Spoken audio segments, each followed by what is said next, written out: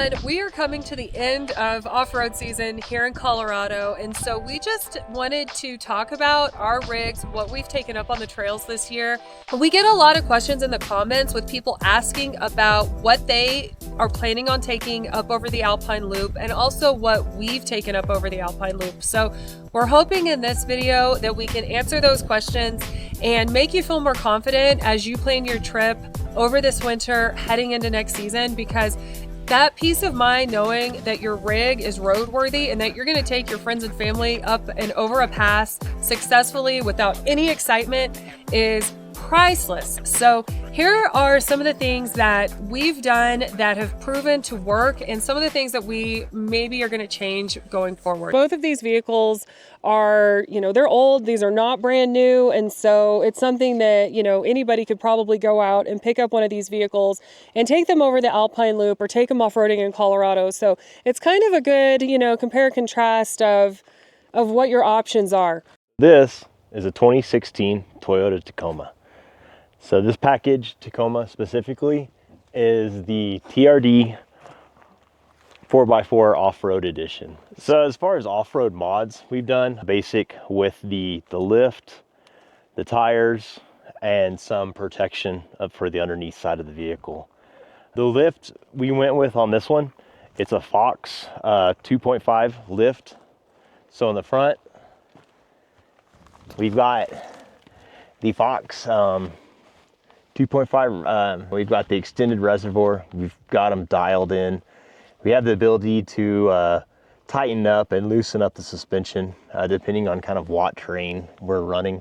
If we're running faster, we'll tighten them up. If we're running really slow terrain, we'll open up the compression a little bit. Which trail was it that you adjusted those on this year? This year was the first time that you ever stopped on a trail and adjusted the It was the Alpine Loop. I think it was Cinnamon. American base, Cinnamon. Yeah. We, like I said, I usually run the compression pretty loose, but I noticed we were going a little pretty good rate on those trails. So we were bottoming out and the suspension was completely bottoming out. So I just tightened them up a little bit. And what that does is it keeps it keeps it from bottoming out, basically. How many times do you say bottoming out? Yeah, really, you're gonna have to edit that out. Same setup here too with the Fox shocks, and we have the reservoir to be able to adjust the compression and rebound. It's a full leaf spring lift, so this is an Icon leaf spring setup. I think I'm running in the second stage of the Icon lift. Fox shocks were bought from AccuTune Off-Road. So Fox shocks kind of come with generic tuning. So what AccuTune does is they take the weight of your vehicle. In this case, it's just kind of basically a stock Tacoma. And they change the valving shim stack in the shocks to give you a really good ride. Basically, it doesn't end up being too plush or too rough. It really just is nice, crisp, how it's supposed to ride. Did you have that when you had your Jeep? No. When I had the Jeep, it was just a basic, I think I used a Rubicon Express lift with just Deutsch Tech shocks, which they work, but it wasn't.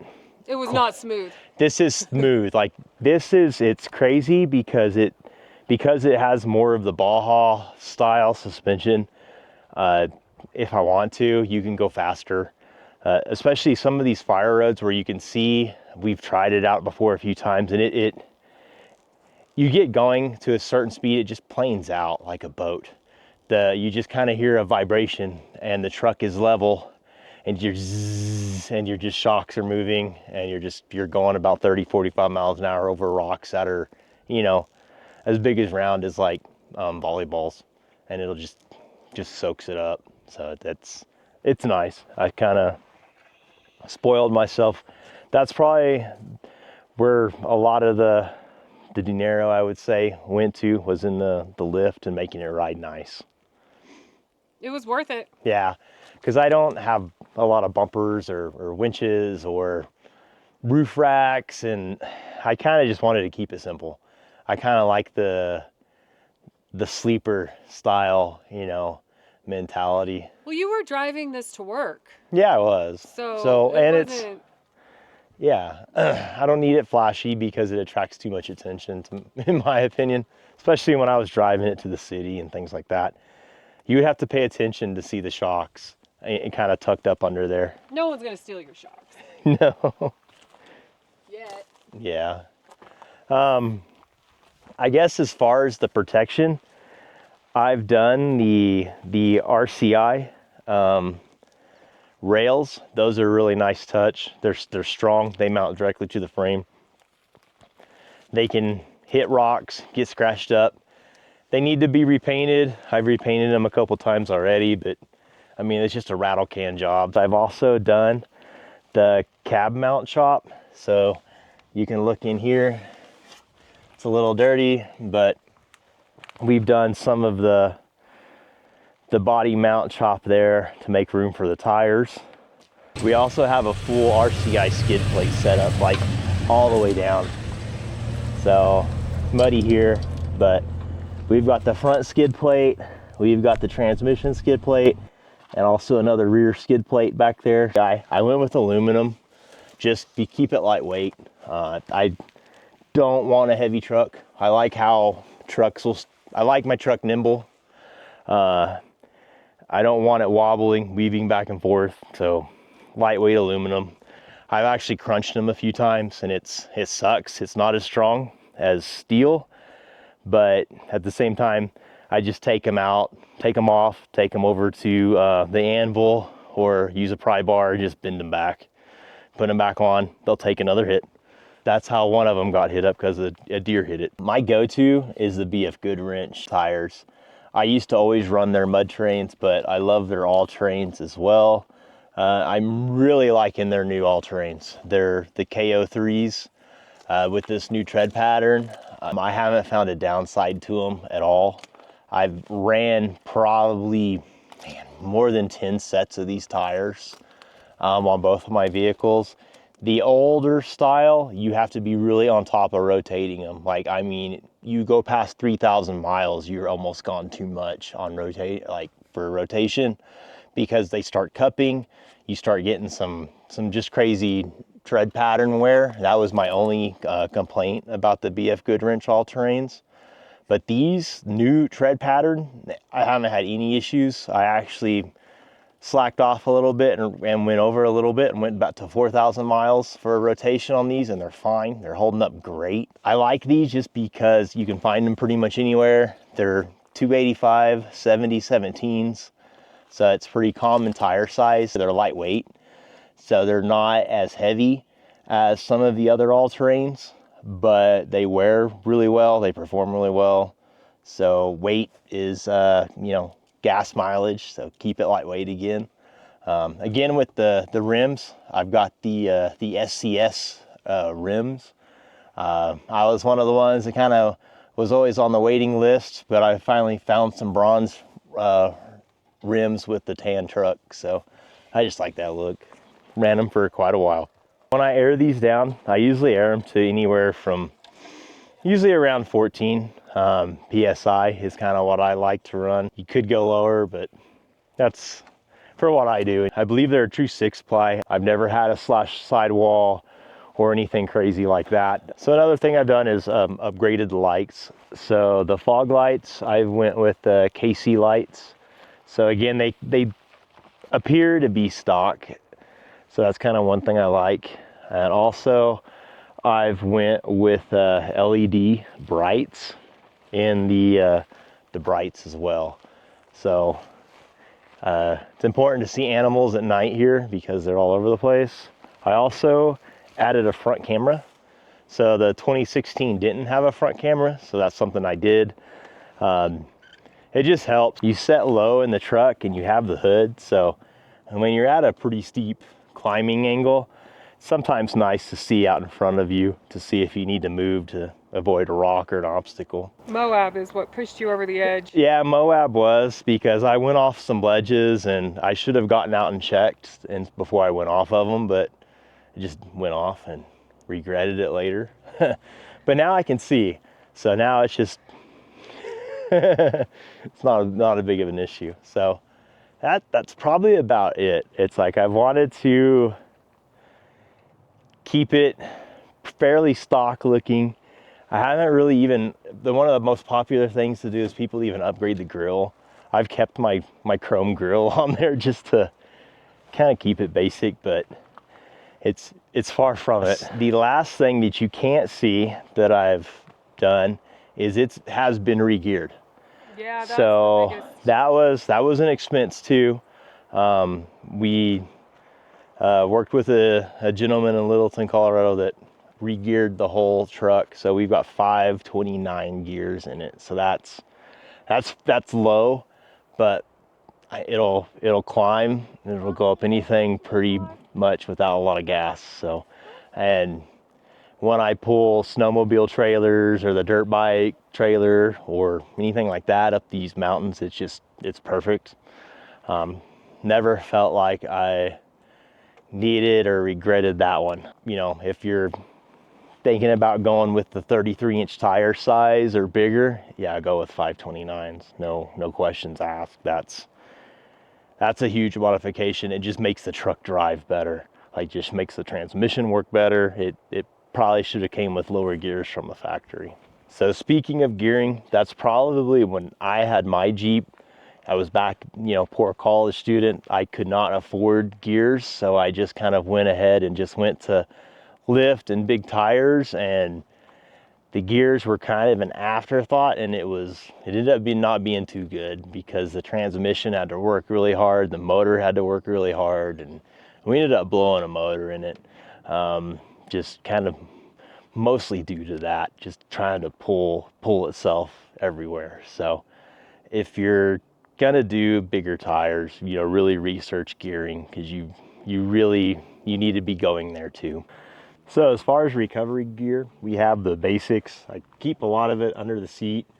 So recovery hitch, clevis point, a couple straps, another big strap under here, a tarp to lay on if we need to get dirty for the most part.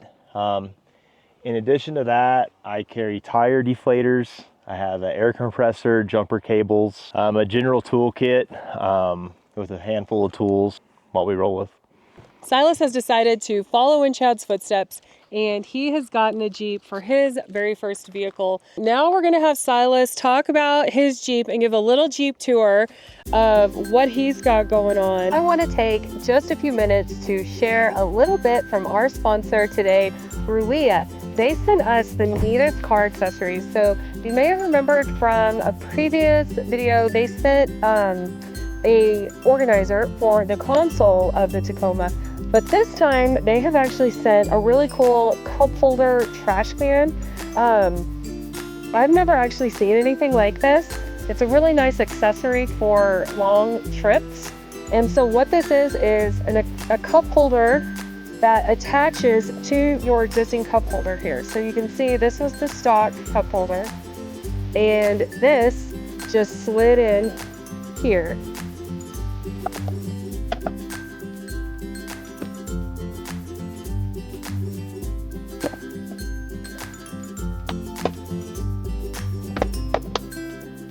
There you go. Easy as that. And bam. And so now we get to keep the existing storage, and we have room for even more. And what's cool is that these cup holders have this rubber so that even if it's a smaller cup, it's gonna fit nice and tight. So like a water bottle, you know how they usually rattle around?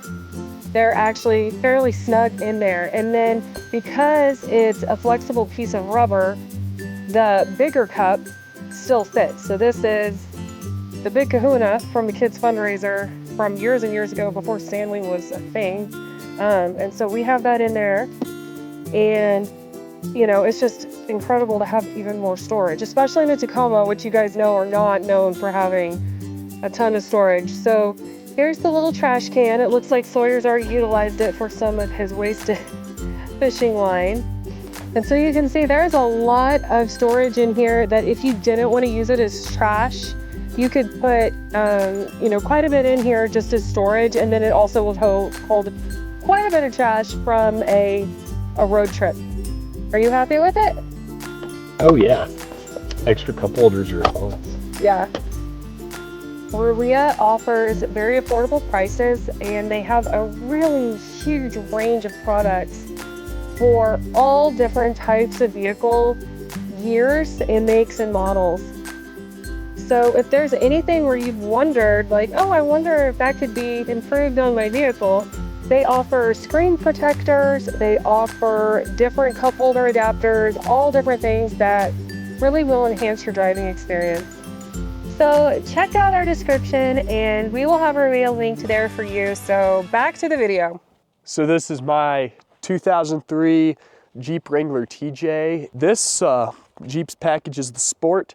This one came extremely optioned out from the factory compared to other models. So it has the Dana 44 rear axle and a Dana 35 front axle. So that was different on my dad's Jeep. He had the Dana 30 and Dana 35 combo. So I have a stronger axle. The tires I'm running are currently the Patagonia Milestar. They're 33s and pretty darn wide. So these are mud terrains, and I have not been disappointed with them.